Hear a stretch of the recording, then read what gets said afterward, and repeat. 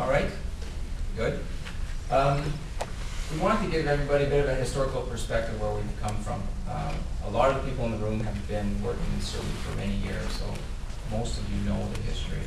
But it's nice to kind of give it a bit of a context as where we came from, where we're going. We'll talk about a few typical projects that we've been involved with, some of the bumps along the road, some of the successes, and then moving forward. And we'll have some closing comments. So geographically speaking, for those who don't know, Surrey sits in the Lower Mainland. We have a number of watercourses that we sit up against, and we also have Boundary Bay that we drain into. In terms of watercourses in the city, as Vince mentioned, most of our watercourses are still open. They're part of our drainage system. So when we develop here, it affects these watercourses down here. This is our stream classification map. Shows red-coated watercourses, which are fish habitat. Yellow-coated is a little bit of yellow here and there. That's more nutrient habitat. And then green are more drainage ditches that don't provide fish habitat per se, but they certainly provide significant hydrological benefits to the system. But as you see, the city is full of open channels. Natural channels, dike channels. The straight lines you see down here, are lowlands. They're ditches that have been built historically. Our channels down the main rivers here, the Potomac and the Serpentine, they're diked. So we have a fairly complicated drainage system that we're trying to work with as we develop through the city. So historically, people in Surrey have always seen watercourses as resources, as a resource. First Nations started, and then through colonization and agriculture and logging, people saw the watercourses as significant resources to the city for irrigation, for transportation, and so on. So they became part of the fabric of the city, the planning of the city.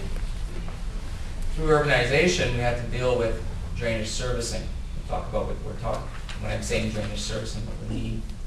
And as Vince mentioned, early 70s, late 60s, we had the Waterways Protection Bylaw and our natural drainage policy that essentially made these natural watercourses integral to our drainage system.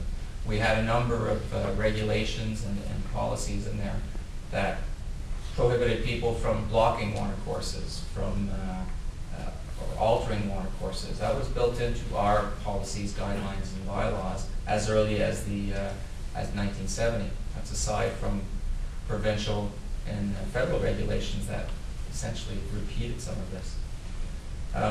So through the years, we applied the science as it progressed. Pipes, ponds, integration. You guys have all been involved in the business. You know what we're talking about. We used to pipe everything away, then we felt that would cause problems. We started building ponds to mitigate those problems. And then as part of that, there was increased stewardship. It became important for us. So in terms of drainage servicing, what are we talking about? The rain falls on our properties, on our roads. We generally don't want it sitting there. We want to drain it away. Usually, historically, we would do it through open channels and discharge into larger watercourses. Sometimes we need to build ponds to control the peak flows associated with that. In Alberta, ponds, you can build huge ponds and reduce the size of a pipe that might run for 2 kilometers. That big pond provides a huge benefit in terms of cost. So we were doing the same kind of thing here, looking at peak flows, saying, my pipe is this big, my channel is this big, I've got to shave off the peak so I don't flood my neighbors. But during severe events, we still have flooding. This is the overtopping of some roads where it's safe overland flow. There's no risk to property here. We close the road temporarily and we move on. But there's also significant flooding in the lowlands. This is what Ted was talking about. This would have been caused historically anyway, before the dikes were built. These areas are quite low in Surrey, but bottom line is people farm in these areas, and when they flood like this, there's an impact to their business. So drainage servicing, traditional drainage servicing, it's really a response to land use, right? If nobody's down there, we don't worry about drainage.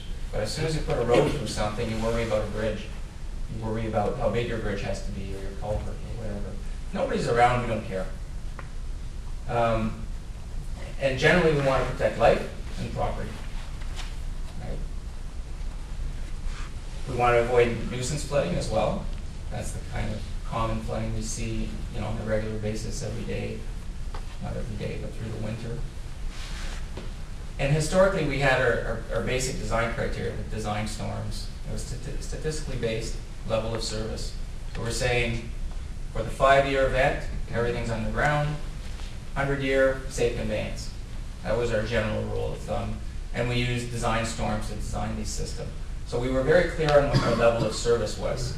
It has nothing to do with the actual flow or anything to do with the real creek. It has to do with the level of service. Everybody could expect that under a 5-year event, their basements are not going to flood, their yards are not going to flood.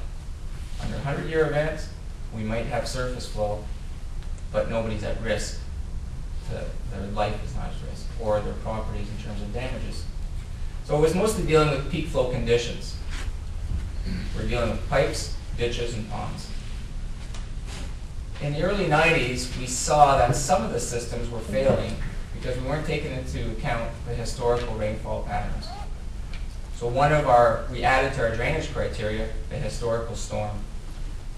One of these nasty storms that came in, it was a frontal system, a number of cells. Statistically, they're a mess to analyze. When I was at school, we looked at, anybody who does hydrology here would realize storms are independent. The storm we had yesterday is independent from today's, statistically speaking. In reality, they're not. So we had to take these storms, and we had a typical nasty frontal system coming through, and we run that storm through our models to see how the ponds would operate. So already we're seeing that was a move forward in terms of, wait a minute, this design storm may not work. Let's look at historical storms to see how our systems work. But again, what we're dealing with is infrastructure. We're dealing with ponds, we're dealing with pipes. So while we're doing all this, people start moving into Surrey. More and more people move into Surrey. Oh, I'm sorry. Again, the servicing. We were talking about our servicing plans. They were citywide design criteria. We started developing master drainage plans in the 70s to come up with our design for the different neighborhoods. These plans were integrated into neighborhood concept plans so that when you moved to development, you knew what you had to build. So we had a fairly good system in terms of setting out our infrastructure needs for development. As this was going on, people were moving in, stewardship started happening. People wanted to protect their water courses. It was part of the fabric in Surrey that we had water courses. If you live in a neighborhood with a water course,